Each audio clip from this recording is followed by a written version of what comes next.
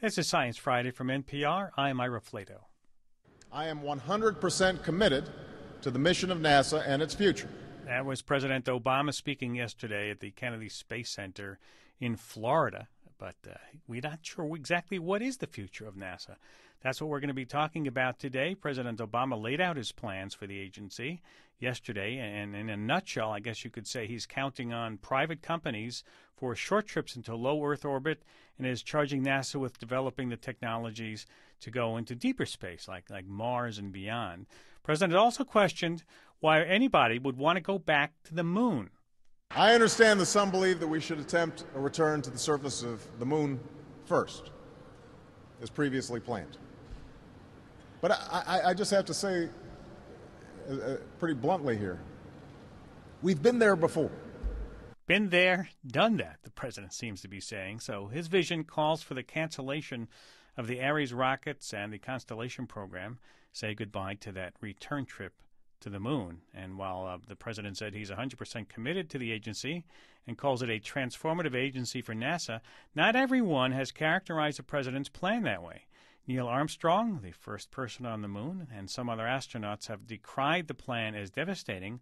Buzz Aldrin, who followed Neil, was not among them. He backed the president's plan. So what's your take? What's in the stars for NASA? Is it the end of the glory days, or is it a much-needed rebirth? Give us a call. Our number is 1-800-989-8255, 1-800-989-TALK. You can tweet us at SciFri, at SCIFRI. Go to our website at sciencefriday.com and start and follow a discussion that's going on there. Let me introduce my guest, if I may, Howard McCurdy. He's professor at American University, Washington, D.C., currently a visiting professor at the Evans School of Public Affairs at the University of Washington in Seattle, and he joins us from KUOW there. Welcome to Science Friday. Good day. Thank you, Professor. Bill Atkins is the president of the think tank Atkins Strategies in Washington and former staff director of the House Space and Aeronautics Subcommittee. Welcome to Science Friday. Thank you, Ira. You're welcome. Elon Musk is the CEO of Space Exploration Technology Corp. That's SpaceX, a private commercial rocket company in Hawthorne, California. And the president toured SpaceX's launch complex and viewed the Falcon 9 rocket scheduled for its maiden voyage next month. Elon, welcome back to Science Friday. Well, thanks for having me. Were you surprised the president came out for a visit? Yeah, it actually was surprising. We only learned about it the day before, so it was certainly a great honor. And yeah. Was that his way of saying this is the direction I want to go in? Do you think? You know, I can't speak for the president. I don't know the underlying reasoning, but I think certainly it's some level of support and endorsement. I think. Mm-hmm. Howard McCurdy, is the president basically just saying that in near Earth orbit we're going to go to private companies? Anything out, we'll design our own rockets? It was quite a transformational speech when you think back a couple of years ago to when he was running for the presidency, and there was a proposal leaked in which he suggested cutting $5 billion out of the NASA budget and spending it on education, which is why I think a lot of people, including Neil Armstrong, are fearful that this is wolf in sheep's clothing, that it's really the end of the human spaceflight program. So the people who wrote his speech yesterday tried very hard to say no, he's fully committed to the space program and has adopted as radical a strategy as President Kennedy adopted in 1961 when he decided to go to the moon. And I'd be glad to explain that if you want me to. Well, let me play a cut of that because when he talked about Mars, he had almost an identical language to President Kennedy's speech. By the mid-2030s, I believe we can send humans to orbit Mars and return them safely to Earth. And a landing on Mars will follow. And I expect to be around to see it. That return them safely to Earth is directly right out of the Kennedy speech, is it not? That's right. In April of 1961, President Kennedy wrote a memo to Lyndon Johnson and asked Johnson to research the space program and said, how can we beat the Russians? Can we beat them in putting a human in space? Well, no, Yuri Gagarin had already done that. Can we beat them to put up a space station? Johnson said no after consulting with some people in the space community. Can we beat them by flying around the moon? Johnson said no, the only way we can beat them is by landing on the moon, by leapfrogging all these other things that can be done in space and going further.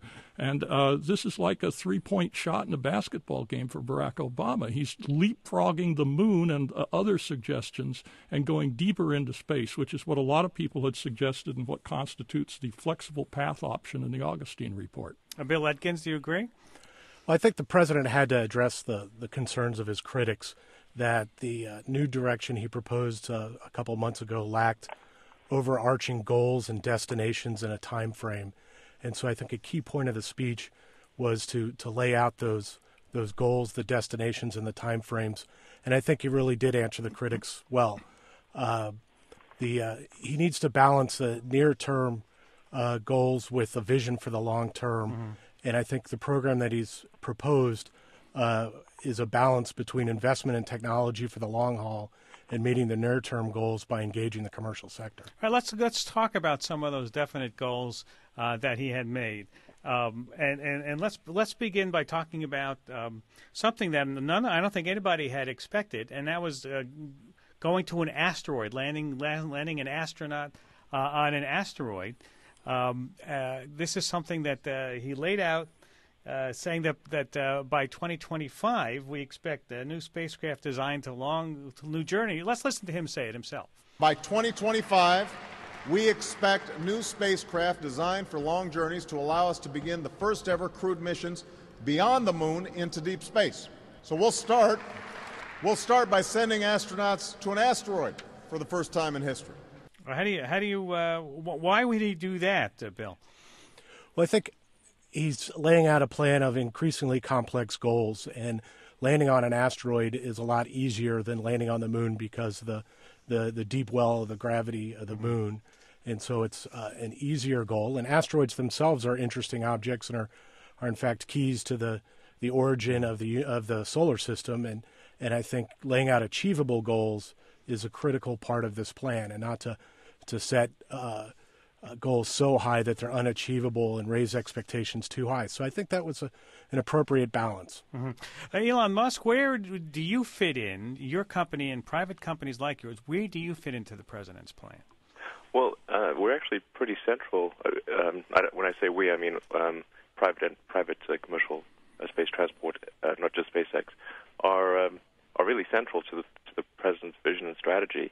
I think what this new policy recognizes is that NASA isn't going to get some huge increase in its budget as occurred in the Apollo era. So if we're to make great progress and sort of make the next giant leaps for mankind, then it has to be done in an affordable manner. And the only way to do that is by harnessing the power of free enterprise, as we use in all other modes of transport. So you're going to be like a customer then? That NASA will hire people like you to go up and do near-Earth orbital missions for them? Yeah, think of us like a space lane. But I guess we operate the mission as well. So I guess we're kind of like an aircraft company and an airline. Combined. Well, what was left unsaid in the president's speech was, what about the military, gentlemen? I mean, the military, are they going to fly their giant satellites on their own rockets, or are they going to use commercial vehicles?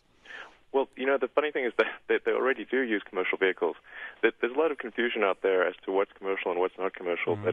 But Boeing and Lockheed have two families of rockets called the Atlas and Delta, and they merged their business. So it's one that operates as one company called United Launch Alliance, and they're the ones that launch all of the Defense Department satellites, as well as the NASA spacecraft missions, like going to the interplanetary mission, right, the space telescopes, and that kind of thing. So it's in one way, it's perhaps less radical than people think, because it's really taking the approach that NASA already uses for their satellite missions, which is to buy commercial launch services, and extending that to human spaceflight. Mm-hmm. But Howard, are they going to continue to do that model? Will the military still use these other rockets that were not mentioned? Yeah. Well, I think that the model applies equally as well to the military and civil space. What's happening here is a globalization of of the launch industry. It's sufficiently mature now that at least NASA can get out of the business of running an airline in the similar way that the U.S. cavalry got out of the business of delivering the mail in 1925 and spurred the development of the aviation industry. The big risk in all of this is whether or not private industry, with the incentives that competition provides, can do for, say, $3 to $6 billion what NASA was planning on doing for about $30 to $35 billion, developing the next generation of launch vehicles to get humans to and from low Earth orbit. That's a big risk. Bill, do you agree? Yeah, well, I think there's a part of the problem in having a debate about this policy is it's a lot of it's a debate about labels, about what is commercial. And I'd like, whenever anybody asks that, to ask them, what does it mean to be government? Because I'm not sure that debate really serves a purpose. I think the real question is how will NASA implement this policy? And the devil's in the details, and there are lots of nuances. So one area of concern is if NASA, as they've proposed, is to put industry up to bid on fixed price contracts. And this program is still at beginning stages, and no one truly understands the requirements and the technical complexity of it. And it's very difficult to put a fixed price on a complex development. And there's a long history of problems in the Defense Department with fixed price complex contracts. And I think the debate about commercial versus government isn't really the way to look at it. And they really need to look beyond that into exactly how does NASA plan to implement that program, and does it balance the risks appropriately? So you're waiting for the details to come out. The devil's in the details. The devil's always in the details. And we don't have those details yet. When will we start to see them? Well, I think, as I said, the president did a good job of addressing the critics' concerns about the overall goals of the program. Next week, Senator Mikulski is going to have a hearing with Administrator Bolden, who I think will follow up with additional details, and it will take some time for NASA to roll out those details and for members of the Congress to become comfortable with the plan. But I think one of the problems, again, is that it's a false dichotomy between programs that are driven by the government and the government is the prime contractor role versus we're just going to outsource everything. There's a lot of ground in the middle that could work for the program. All right, we'll take a short break, come back, talk more with Howard McCurdy, Bill Atkins, Elon Musk, and your calls, 1-800-989-8255. Stay with us. We'll be right back.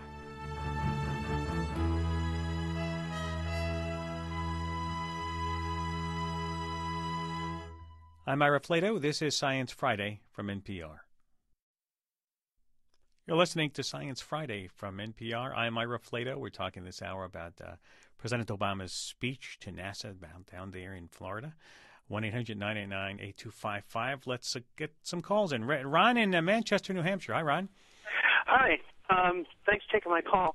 Something that's been bothering me about this whole thing, Obama retained the command module from the Constellation program.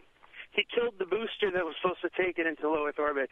I understand the whole thing using commercial vehicles to take into low Earth orbit, but he also killed the program for getting heavy lift for getting us to Mars. Constellation was supposed to get us to Mars and everywhere else, including the moon. I can understand taking Moon off of Constellation's itinerary, but to cancel the heavy lift vehicle that's supposed to get us to Mars, and at the same time talking about that's how it's his goal, it just doesn't make any sense. Let's see if I can get an answer, because the president did say in his speech that he's going to invest more than $3 billion to conduct research on an advanced heavy lift rocket. Bill, what does that mean to you? Can you answer Ron's question? Well, I think the president's speech, I don't have it in front of me, but laid out to lock in a design, I think, in the 2015-2016 range for a heavy lift vehicle. In the near term, he intends to invest in R&D, and frankly, in one of the areas that the United States needs to invest in technology is in propulsion and large propulsion. So I think there's a lot of benefit to that, and I don't think he walked away from heavy lift. Did the president answer his critics who were worried about all the jobs that would be lost in the aerospace industry? Well, he identified a program to create 10,000 jobs across the country, and I don't think the stage where the space program is today, I don't think there's a painless way out of the current dilemma. There just simply aren't enough resources. But I think having a program that is achievable and sustainable will create more jobs over the long run. In the space program, if there ever was a program that's long-term, it's human space exploration. Chuck Lauer in Lansing, Michigan. Hi, welcome to Science Friday. Yeah, hi. First of all, I'd like to point out that the commercial system, even as it was before Obama and General Bolden took over the reins, actually worked.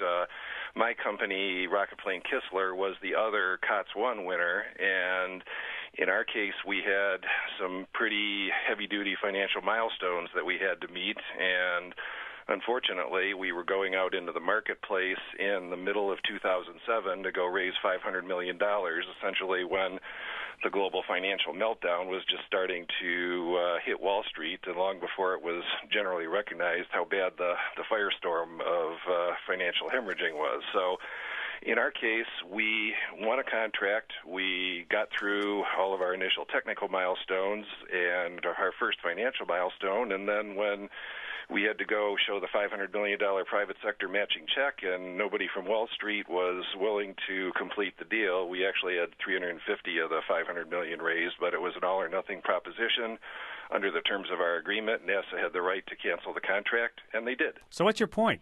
Well, the point is that commercial does work, and when we had a good reception to Wall Street for raising money for private sector servicing the government needs, and that was on a much thinner market than is out there now. You now have Bigelow Aerospace looking at 15 or 20 private launches per year for humans and cargo for private commercial space stations. You have crew plus cargo, and you have NASA having demonstrated that they dished out $3 billion of commercial cargo launch services to SpaceX and to Orbital Sciences. If we had had one of those contracts, we wouldn't have had any trouble raising the rest of our money. But the way the COTS program was originally structured, they were not dishing out the Phase 2 routine launch services agreements until later, and Wall Street in 2007 was conservative, and they said, well, if you had an order book, you'd be okay, but we didn't. So the system works. And let me ask Elon Musk if he agrees. Is the system working, Elon? I actually think this is a sort of an example of healthy government contracting. Or aspects of it, at least, in that for the NASA COTS cargo missions, which was basically a competition to demonstrate the ability to take cargo to the space station and back. NASA put out a competition. There were two companies that won the initial bid, Rocket Plane Kistler and SpaceX, and we both worked with NASA to come up with mutually agreed upon milestones. We were able to meet those milestones. It was very difficult, but we were able to meet them.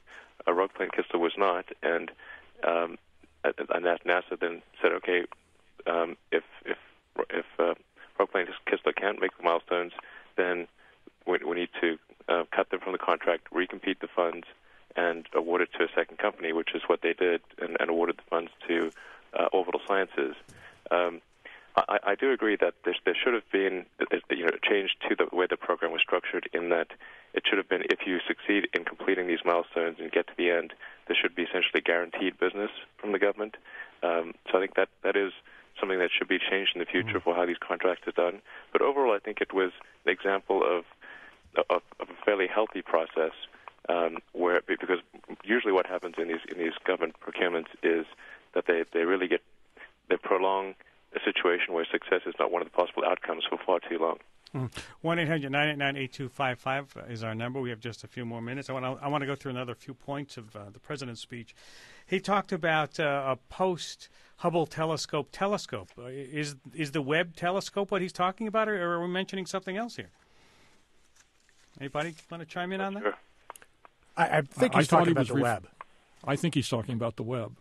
I was surprised he didn't name it. Yeah, I mean, I'm trying to think. Don't we have the Webb lined up? Isn't that coming, or has he got something else? Well, he could be referring to interferometry missions, which would give capability for gathering data from extrasolar planets. But I assumed he was talking about the Webb. So I mean, that'd take a few years to design from scratch if he was talking about. It's not something you can just put together overnight. Anything else surprising to you, gentlemen, that the president left out or included? Well, there was a rumor that he may try to extend the space shuttle program by a few flights, and there's been legislation introduced to try to do that, but he was noticeably silent on that issue. And how much of this do you think politically was to try to help him shore up voters in Florida? This speech. I think a lot of it is a political transformation that he's just seen the light and become interested in space exploration as part of a political process in Florida. And this went back to the primary campaigns when he was responsive, and people were finally getting to him and explaining what the issues were, people like Lori Garver, and I think he was very receptive to that. And how much will Congress try to shape this policy now? Because they control the purse strings. Are they going to go along with this, or slice it? We have a history. We have a history of Congress following the president ever since John F. Kennedy made his great pronouncement in 1961 that Congress tends to acquiesce in what the president says. And since the president's now moving in a forward direction instead of a cutting direction, they will probably shape the details but go along generally with the idea. So none of you look at this as a really radical departure. It's a change, but not a radical. Well, I think it's a radical change. Yeah. I think it's a radical change from the Constellation program. Yeah. But frankly, I think it's returning to the core principles of the vision laid out in 2004. If you go back and read that document, I think it shares a lot of that. So it's a change from Constellation, but it's not. And while the president said he wanted to get to Mars orbit, I love the language. I'm parsing the little words in the speech. He wanted to get to Mars orbit in his lifetime. He didn't talk about when he wanted to land and bring people back. Landing on Mars is a very, very challenging technical problem to do a entry, descent, and landing. In fact, we've had several robotic probes that have not survived that for various reasons.